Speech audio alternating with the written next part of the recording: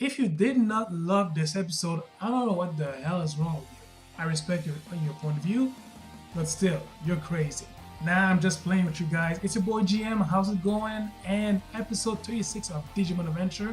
Let's get into this. At the beginning of the episode, we saw Kushiro vibing in a weird way.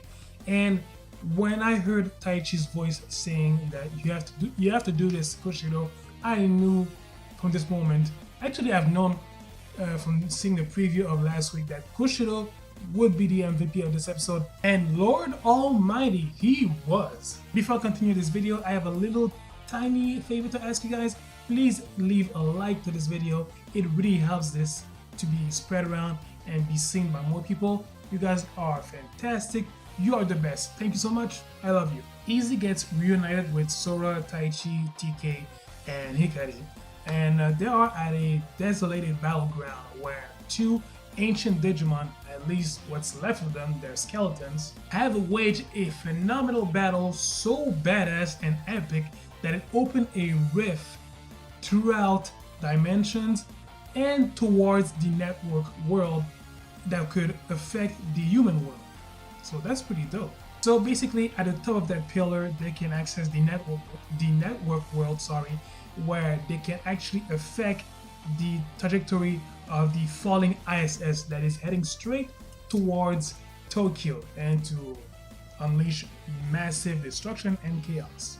And of course, millions of lives. I remember I read on a Facebook group of Digimon that Kushiro seemed useless.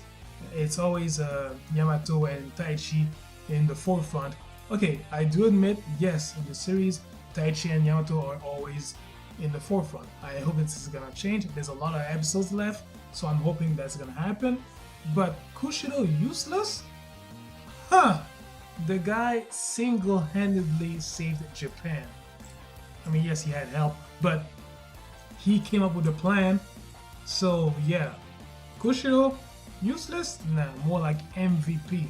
Kushiro devising his plan to snipe the satellite from the network world and hoping that it's gonna fall into the ocean. And I love how Kushiro is having doubts about his plan because he came up with that in a very short amount of time. And for a kid to come up with a plan like that, that's genius level intellect. I think that personally, I think that Kushiro is one character that you can define with genius level intellect. Sorry, I kept playing with my new keychain. Spider-Man Far From Home one, and this one I really love. Right there. That's right, I am much older than you think. They fly upward along the golden pillar, and they get attacked by some powerful enemies, I would say. The first ones, Blade Kuwagamon. The Blade Kuwagamon became as such because they adapt to their environment, and in this lonely battlefield with the electricity discharged by the golden pillar. Seriously, they reminded me of annoying mosquitoes. Like you swap one, two more come back. So man, they were fucking annoying. But my god, they were so powerful. And as if this wasn't enough, they get attacked by Metal Life Kuwagamon. First of all, that is one hell of a mouthful of a name. Second of all, another very powerful Digimon. To be honest, I thought that Metal Life Kuwagamon was a mega level, but turns out he's an ultimate. But he could probably beat up a mega level Digimon if it wanted to. Plus, it had homing lasers. No. Plus, it had homing lasers. Homing lasers. Yo, that is so much worse than homing missiles. Seriously. Like, wow. Once again, we saw an act of bravery from Takeru, deciding to stay behind to take care of the Blade Kuwagamons. Seriously, this kid, every time he steps up, he really steps up. And wow, like he's such a big guy for such a young kid. Seriously, this kid, like, wow, I am in awe every time that I see him do something like that. Something that I noticed in this episode while they were going towards the top, particularly for BlitzGreymon and Alter Kabuterimon, they kept being hit by attacks one after the other. Like, they were resisting, but still, at one point I was like, dude, change to WILDFIRE already, you know?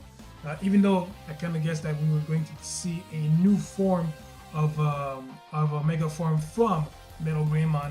It's just that I kept seeing the guy being whipped over and over and over again by Metal Life Kuwagamon. I was like, dude, change to Mega already. But then we finally saw BlitzGreymon being pushed into that pillar of golden light and lightning as well, and he digivolved to BlitzGreymon, another mega level from BlitzGreymon. And that's where it hit me. The whole speech about the Blade Kuwagamon being as they are due to the fact that they adapt to their environment. Well, it happened.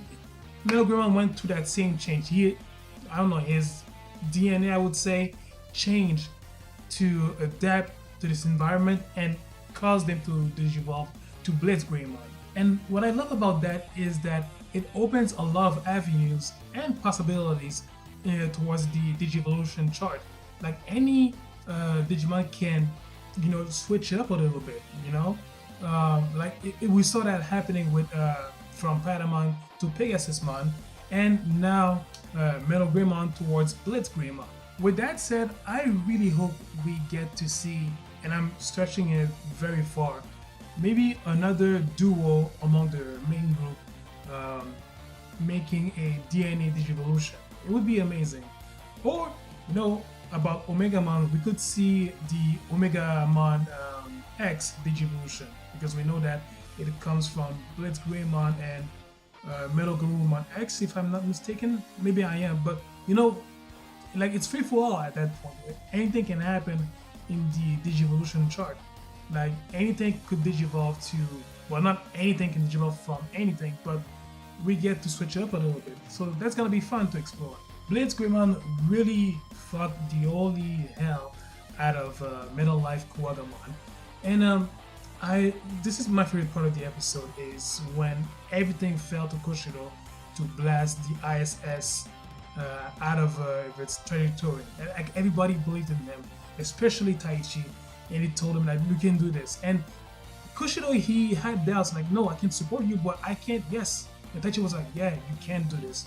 And Kushido took his courage in his own hands and decided to go upward, say, yeah, I can do this. Let's go. And we get some great character development coming from Kushido. He's used to be alone. Like, he has dealt with loneliness for a long time from what we've seen. So yeah, Yamato is not only the lone wolf, Kushido as well. For him, it was just about computer science and all that, and he was fine with that. But now he discovers that he's not alone anymore. Like he has friends to rely on, and friends that are counting on him at the same time. So for him, he loves the fact that now he can support his friends just like his friends can support him as well. And that was such an amazing moment. Alter Kabuterimon readies to snipe the ISS out of her trajectory, and by doing that, we saw a golden shadow of Hercules Kabuterimon, his mega form. So coming soon, so it's official. And the mission accomplished, the ISS falls into the water, harming no one. So such a great moment. The episode ends there with the gang reunited.